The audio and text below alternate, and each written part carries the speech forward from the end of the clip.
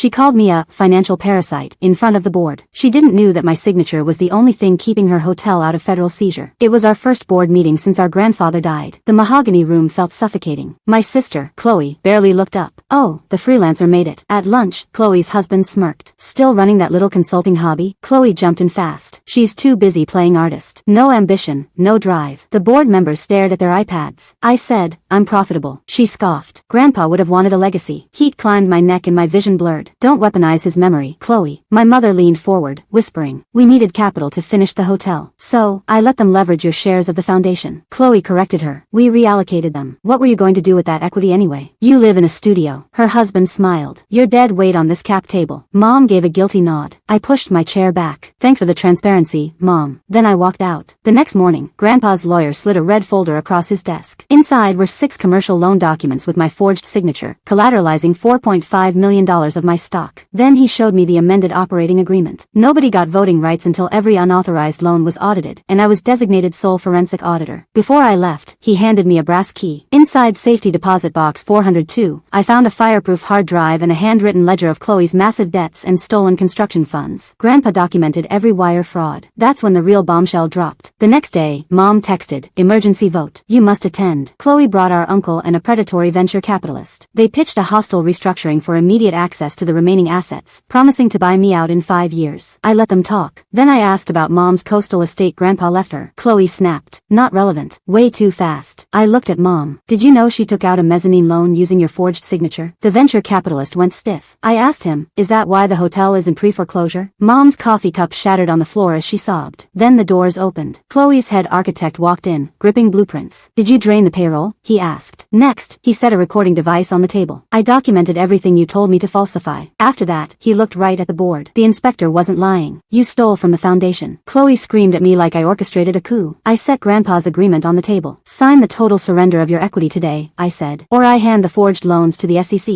I froze Mom's accounts and put the coastal estate under a blind trust to stop the bank. The architect glared at Chloe. Just sign it. I'm not doing federal time for your ego. So, she signed. The next morning, Chloe tried to wire the remaining funds offshore. The encrypted accounts triggered immediate federal fraud alerts. The hard drives did the rest. Audio of her pressuring Grandpa and bragging about bankrupting us. Federal agents raided her hotel. Defrauded investors filed class action suits. Her husband filed for divorce. Their mansion slid into foreclosure. Nobody in luxury real estate would even return her calls. 2 weeks later, Mom's estate was secured. I hired the architect to finish the hotel, converting the top floors into affordable housing. Chloe will never step foot in one. Turns out, the best ambition is handing arrogant people their own itemized receipts.